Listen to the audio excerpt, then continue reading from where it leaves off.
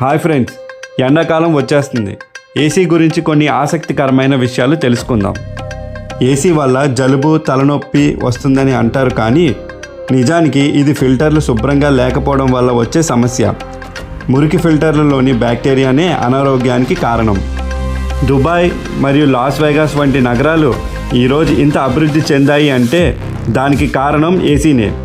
AC లేకపోతే ఆ వేడికి అక్కడ మనుషులు ఉండడం చాలా కష్టం. ఒకవేళ ఏసీ లేకపోతే కంప్యూటర్లు, సర్వర్లు నిమిషాల్లో వేడెక్కి ఆగిపోతాయి.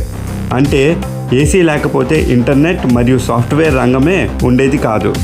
1902లో విల్లీస్ క్యారియర్ మొదటి ఏసీ కనిపెట్టాడు. అది మనుషుల కోసం కాదు, ప్రింటింగ్ ప్రెస్లో పేపర్లు ముడతలు పడకుండా ఉండటం కోసం దీనిని వాడేవారు.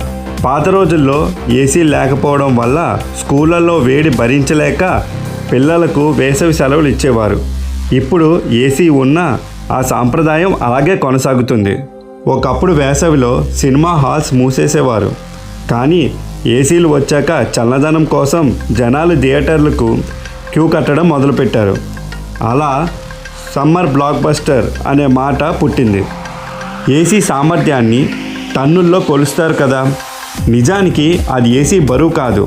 ఒక టన్ను మంచు ఒక రోజంతా ఎంత చల్లదనాన్ని ఇస్తుందో, ఒక టన్ను ఏసీ అంత చల్లదనాన్ని ఇస్తుంది అని అర్థం. పాత ఏసీలు కొత్త ఎనర్జీ ఎఫిషియెంట్ ఏసీల కంటే బాగా చల్లగా ఉన్నట్లు అనిపిస్తుంది. దీనికి కారణం పాత ఏసీల్లో భారీ కంప్రెసర్లు ఉండేవి. వాటి దృష్టి కేవలం చల్లదనం పైన మాత్రమే ఉండేది. కొత్త మోడల్స్ విద్యుత్ ఆదా పైనే ఎక్కువ దృష్టి పెడతాయి.